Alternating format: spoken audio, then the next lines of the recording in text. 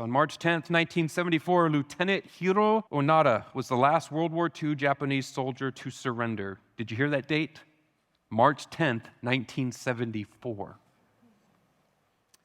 Onada had been left on the island Lubang in the Philippines on December 25th, 1944, 30 years after the war ended. His final command was carry on the mission even if Japan surrenders. That was his last command he was given. 4 other Japanese soldiers were left on the island as Japan evacuated Lubang. 1 soldier surrendered in 1950, another was killed in a skirmish with local police in 1954, and another was killed in 1972. Onada continued the war alone. All efforts to convince him to surrender or capture him failed.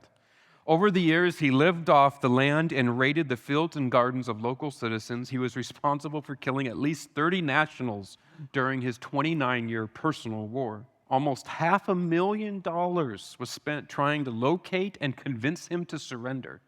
13,000 men were used to try to find him. Finally, on March 10th, 1974, almost 30 years after World War II ended, Onada surrendered his sword after receiving a personal command from his former superior officer. He handed his sword to President Marcos, who pardoned him.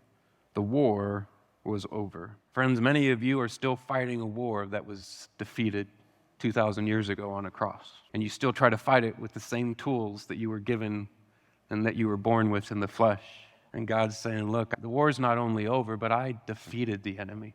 So when the enemy comes and he brings these battles at you, the battles are going to keep coming.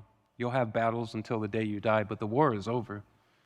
And you need to operate in the fact that you are victorious. Right?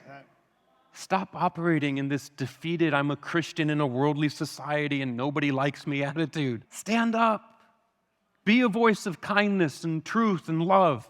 Go where other people aren't going and love other people that others aren't loving. You have won. So whatever circumstance is going on in your health, in your family, relationships, finances, you're already victorious in the Lord. And when the enemy tries to remind you or call you a failure, you just remind him who the real failure is. You remind him that there is no future for him. And you remind him that you're a son or a daughter of God.